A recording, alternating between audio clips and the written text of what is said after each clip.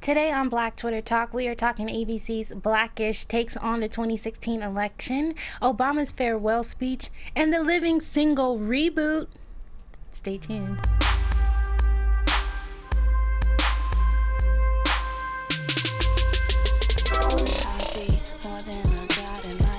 Thanks for tuning in to Black Twitter Talk. I am your host, Angie Skates. You can find me on Twitter at Angie_Skates and on the gram at Big_Ange. Hey everybody, I'm Kels. You can find me on Twitter and Instagram at The Urban Gypsy LA. That's it from the internet, y'all. Yes. That's playing right now. That's her new single. It's called All About Me. And baby girl, yeah, it's all about you. She released a video already as well, directed by Calmatic. Both of them are LA natives, of course. I love it. I love it too. I can't stop listening to it. It's on repeat. As it should be. Most of the stuff she drops I have on repeat though. Whether it's just her or her in the internet, the whole band. Like I can't stop chair dancing right now. Chicken wet. Hey. Thanks for tuning in, y'all. Let's get right into it. Did y'all see Blackish? I did. Okay, I saw Blackish too. If you guys don't know, I don't know where you've been. Blackish is a sitcom that is on ABC's primetime lineup. The creator, Kenya Barris, who's done a whole lot of stuff that I love in the industry. He's the creator of it. But they recently tackled the 2016 election. Okay, they had a whole episode devoted to it. And this is the show that Tracy Ellis Ross just won the Golden Globe for Best Comedian. So... yeah, and one of the reasons why I love this show, Blackish, if you're not watching it, you need to watch, is the family representation. Like, they showed how that Black family deals with controversial topics that are very pertinent to the society that we live in today, like the N-word. They tackle gun control, and on this episode they tackle Donald Trump in the 2016 election, right? Yes. So we have this portrayal of how the election results affected the family. Tracy has all this, well, her character on the show, Bo, has all this swag, and she's trying to like monetize her support by giving money to these different charities and whatnot. We have the teenager Zoe, played by Yahira.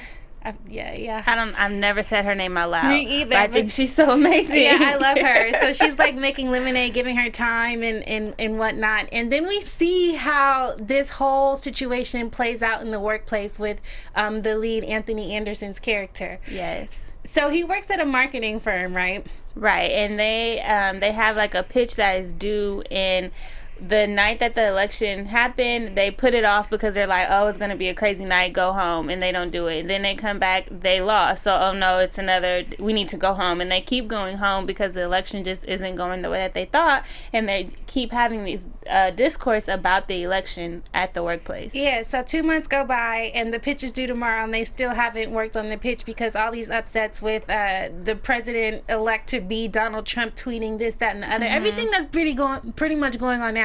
And this is a great representation of art imitates life. Because how many times have we been Anthony Anderson in the workplace with all of these crazy conversations going on around us, and you know, people are saying things that are insightful, trying to get us involved, and it's just like, look, right, we ain't new to this. We've been through this. I don't know if America is just waking up to the reality of the racist shit that we live in, that we've been, and just in some forms just ignorant, you know, just not even aware of or have any information except for what was fed to them, you know. Yeah. Meanwhile, we have had no choice but to be aware, because our survival is, you know, right. So what happens is Anthony Anderson's character doesn't say much while they're having the discourse. He keeps trying to get back to getting the pitch done, and everybody's going in, and it's done really well because they present everybody's side. You have his boss, who's a white male, then you have a white female who happens to be voted for Trump supporter. Then you have a middle-aged black woman. You have an ignorant black man. You have, you know, it's just a well-rounded portrayal. And then finally, everyone's assuming that Anthony Anderson's character has nothing to say and he doesn't care, and it's the complete opposite. And he has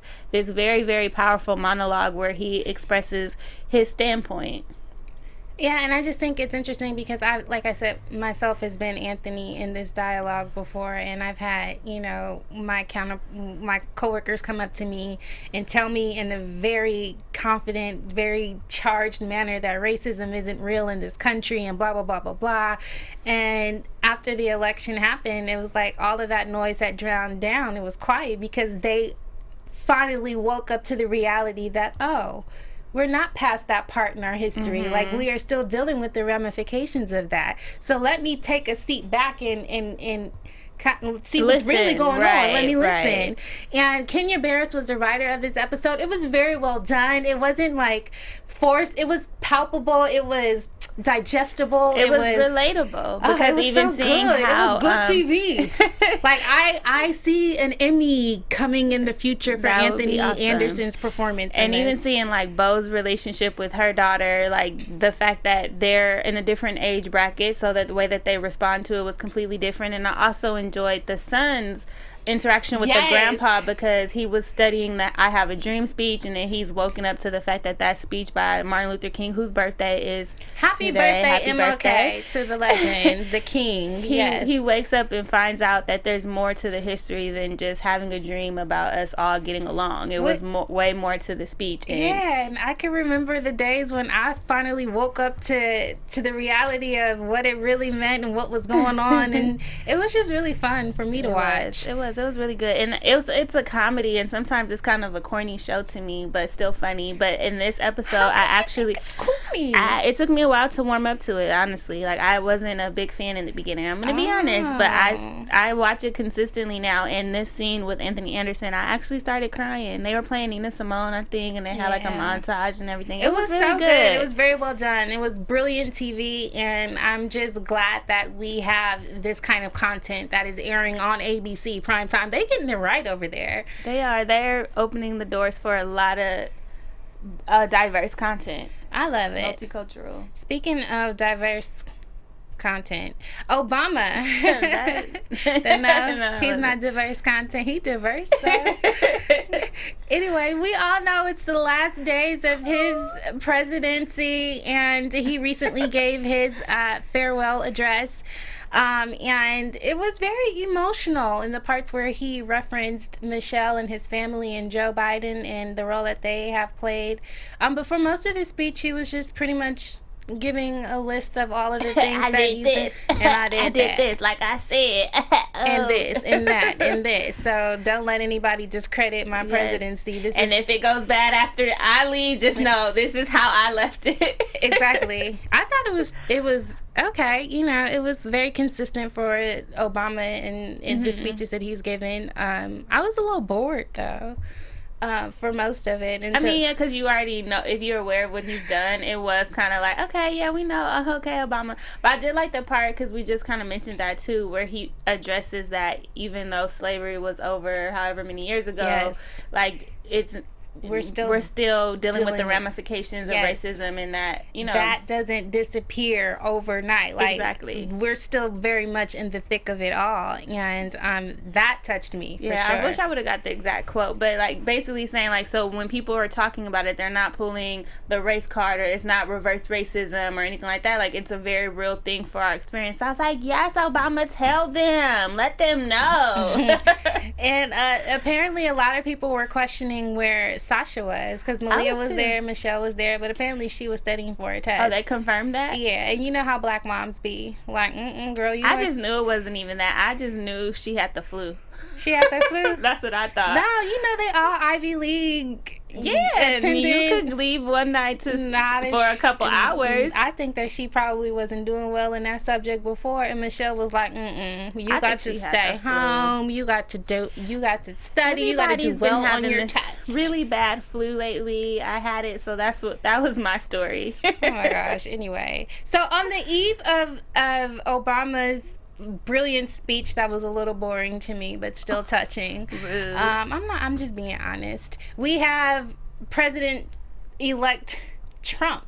His conference, his press conference that he had the next day, right? I didn't watch it personally because I have no interest in... It's hard for me to stomach watching I him. can't. Like, it doesn't feel real to me, but apparently it was a circus, like we all knew it would be. And just watching that transition from such a humanitarian and intellectual president to that disaster, it just... Why? It's real. It's a disaster. I don't know. I'm just not looking forward to it. And Trump has his Twitter fingers in his mouth again. Always. And he tweeted about Congressman and longtime activist John Lewis. Okay? He said that he's all talk, no action. Like, do you know who John Lewis is? Trump? I don't think he does, because apparently he had a trip to the African American Museum scheduled for tomorrow to honor MLK. But when he found out that part of the exhibit honors Congressman John Lewis, he canceled the trip. Oh, wow. Yeah, so he's not going anymore. And I just think Trump is a chump. And John Lewis... Tell him how you really feel, I'm going to Angie. tell y'all. Like, John Lewis marched in Selma. He was arrested over 45 times. He is... a great congressman for his little, I don't know how you call it, but in Alabama, that's the district that he represents. And I just think it's interesting that the only depiction that Trump gives to black people is that we live in impoverished neighborhoods, that we are, you know, faced with all of this violent crime. That's the only visual of us. And it's just like, and John Lewis spoke out against that, and now they're saying that Trump is attacking him. So we're just gonna pay homage to how do you say that? Is it H silent? Just say it however you want to. Okay. So John Lewis, we recognize you and all of the work that you've done in this country for the civil rights movement, and you are a living legend. And like I said, Donald Trump is a Trump. So Donald speaking Trump of is a Trump. Twitter went in arms too, or it was this post going around where this man is talking about Obamacare and how he doesn't like it, and then someone refers to the Affordable Care Act, and he's like, no, someone refers to Obamacare, and he says, well, I have Affordable Care Act, I don't have Obamacare. So then there's this whole big old discussion where we realize there's probably a large population who's on Obamacare and don't realize that it's the same thing as the Affordable Care Act, or whatever state. Like in California, we go by Covered California, so who knows what they call it in Pennsylvania. And these people don't know that they currently have medical insurance because of Obama. I think it's funny. Isn't that crazy? So they're like, he's supporting getting rid of Obamacare and goes, no, but I'm on the Affordable Care Act. Like, is this a joke? It's not a joke, because a Senate recently were in session and they voted that they took the first step to repeal Obamacare. And that is like one of their missions, is to repeal that. Yes. And they have literally nothing to replace it with. So I think that there are millions of America that are at risk. And, you know, there's lots of petitions going around. There's lots of different organizations that we're going to do the Women's March is coming up. Like, there's a lot of discord. There's a lot of protests. There is a lot that's happening against Trump. And I just think that we as America are going to see a lot more of that over the next 4 years. Oh, yeah. I'm tired of it already. Can we talk about Marilyn Mosby real quick, and then we got to get light, because it's getting a little heavy up in here. Just share the information. So they're trying to sue her, right? So Marilyn Mosby, we talked about this last season on Black Twitter Talk. She is a Baltimore prosecutor that brought charges against the police officers that were responsible for Freddie Gray's murder. Yes, and they held their own personal private investigation into the matter because she felt that the police force, they don't investigate their men properly. They're slacking in that, so they did their own private investigation, and now they're suing her for doing so. Like, the federal judge just gave them the okay to move forward with the prosecution against the Baltimore prosecutor for bringing charges against these cops. And I think it's just a slap in the face. And America is doing what America has always done, trying to create this fear around doing the right thing. Right. And it's frustrating because we always say, like, well, what are you going to do? Why don't you do something? And they're like, you guys need to get in these political positions. You need to do this. You need to do that. This woman is is here. She's a young, educated black woman who's in a position to where she used her power, so to speak, to go further in this case and make sure that Freddie Gray gets justice. And look what happens. It makes you just feel like, why even try? What is the point? What are we doing? I don't know. But I do want to talk about something that makes my heart warm and fuzzy, because that does not. Queen Latifah just recently confirmed that a living single reboot is in the works. We are living a single. Ooh, in a 90s kind of world. I'm glad I got my girl. Keep your head up. What? All right. But like, that's one of my favorite shows ever. No, seriously. And it had 5 seasons. I think it started in like 93, 95. Yeah, I was little, but it was it was in the 90s, jam. and it followed these 6 friends that were single in Brooklyn, and that was kind of how Friends came about the next year. Like, it piggybacked off. I didn't realize that till we started having this conversation. Like, because it's 4 girls and 2 guys, and that's damn near the same thing as Friends. Yeah, it happened after Living Single. Wow. Yeah, so, yeah, and Queen Latifah even talked about that on the interview that she did on the Bravo Network with that guy, Andy. How she was saying that Friends came after Andy Living Cohen? Single. Yeah, Andy Cohen. I like Andy. Mm-hmm. So anyway, that it came after Living Single, so she is kind of saying, yo, like, you know, give props where props is due. And people are tweeting, like, they rebooted Full House. Yeah, they did. They rebooted Gilmore Girls. So it's like, well, we're going to be rebooting all these shows. Let's bring back Living Single. What was the other one people were talking about? A Different World. A Different World. Yes. Can we please? Those are my 2 favorites. Yeah. Like, those people shaped a lot of my ideology coming up. Like, we do come from a different world, and I would not have known that had it not been for a different world. Okay. That's so weird. I know, but like, one of the things I really love about the ideas of this show is the rebirth of 90s culture. I think everything that was prevalent when we were kids in the 90s is prevalent again. Right. Like the chokers, like the bodysuits, the music. It's very heavy with the R&B melodies, and then we have the music. I'm sorry, the TV. Like, I love it. This is like a Harlem rebirth renaissance going on right now. It's definitely a creative black renaissance. Just a creative renaissance in general happening, and it's very exciting. Speaking of Queen Latifah, though, I know I keep asking you, have you watched Star yet? Because she's on that. Queen Latifah is on the show Star, which airs on Fox. It's a new show by Lee Daniels, the guy who does Empire. And I've been trying to get this girl to watch it. I don't know if you guys watch it yet. I love the show. Well, a friend of the show was the showrunner on there, and a lot of things happened. The creative direction of the show went in a different way, and, you know, it wasn't what it was supposed to be, what I had been reading, you know, prior to it actually coming and airing on. Right, because Lee wanted to change the main character to a white girl. And I just... his reasoning behind was he said that... America needs to heal. Yes. So, I'm watching the show. I didn't have that knowledge initially. So I'm watching it, you know, no judgment. And now, so I'm watching it with that in mind. And so I can kind of see what he's trying to say. But despite all of that, it's still a good show. Like, I guess some people can't separate the art from the artist. I'm not looking at Lee Daniel. I'm looking at what he was able to create. And I just always have a vision of a good, like, basically it's damn near a musical on TV. And I just love that because I love musicals. Yeah, okay. It's a musical. Yeah. But, like, I hate how he uses his blackness as a prop. Like, I don't know. But if you watch it, it don't even have nothing to do with it. So, I recommend it. Queen Latifah's on it. There's some other really, really talented artists. But Queen Latifah, doesn't she, like, have a beauty salon in this one? She does. That's kind of repetitive. But you can't judge. You can't even do that yet. You haven't watched it. It's a good show, and there's some talented people on there. Music is good. Dancing is good. It's a good show, you guys. I can't with Lee Daniels. Okay, but we'll I don't know. We'll give it a whirl. You know what I am looking forward to seeing though? Hidden Figures. I'm gonna do that tonight. I cheated on you, and I saw it already. I know. We'll talk about that in a little bit. Okay. But did y'all hear what Zoe Saldana said? I didn't. Okay. So Zoe Saldana, and she was in hot water not too long ago for the role that she accepted for Nina Simone's movie that came on Lifetime, the biopic. But she says it came out. Yeah, it flopped it already and everything.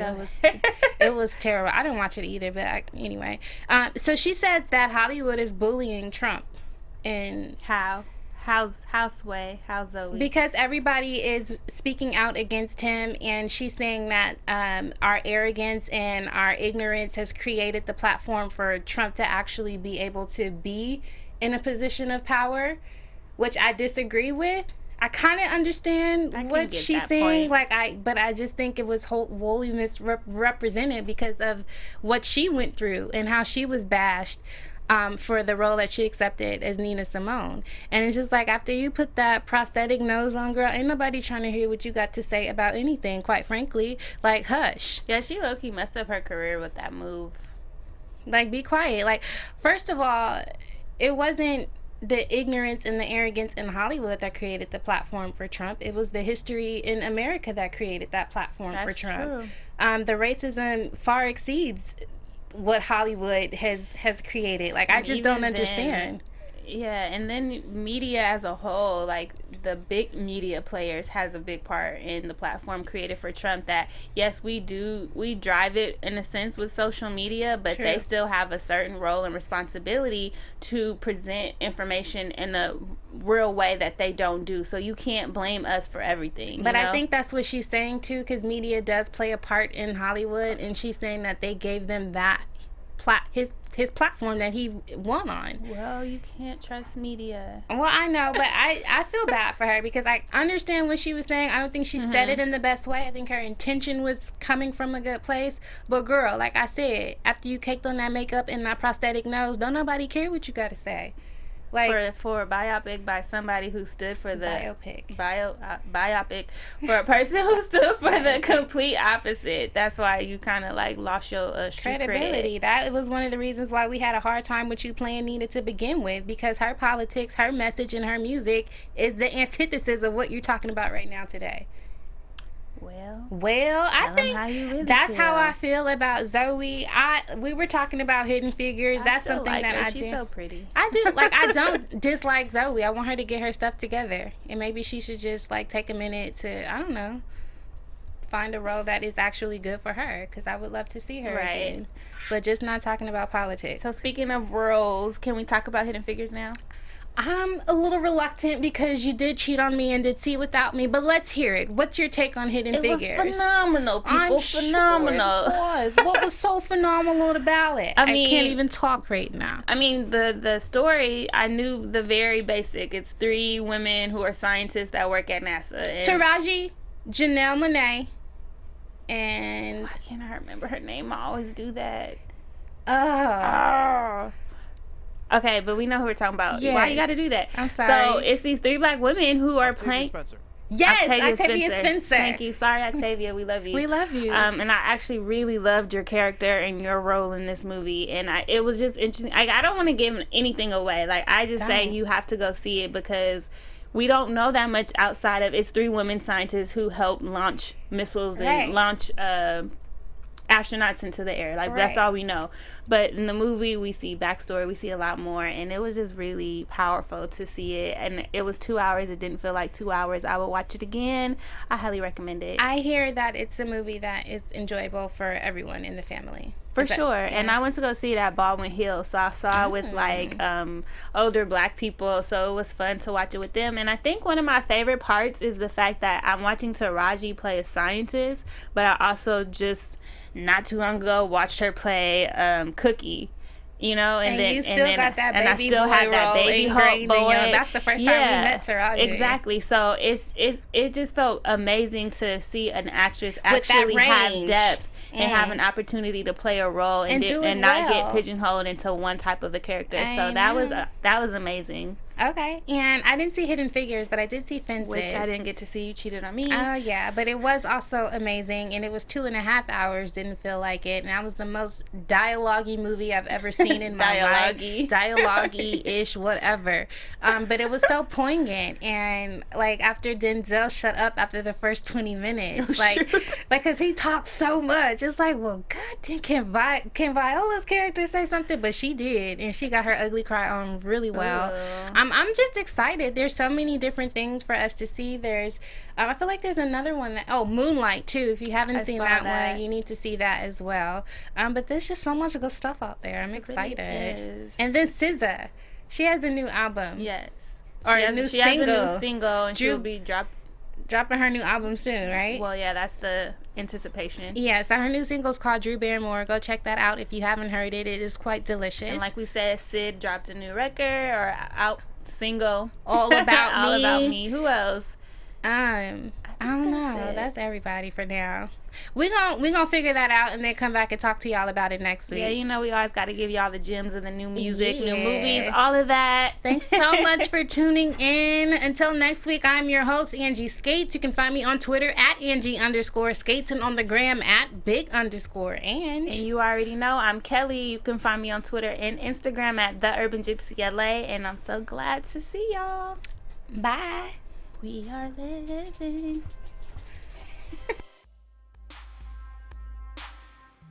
From executives Keven Undergaro, Dario Kristen, Tiana Hobson, and the entire BHL staff, we would like to thank you for supporting Black Hollywood Live, the first online broadcast network dedicated to African American entertainment. For questions and comments, contact us.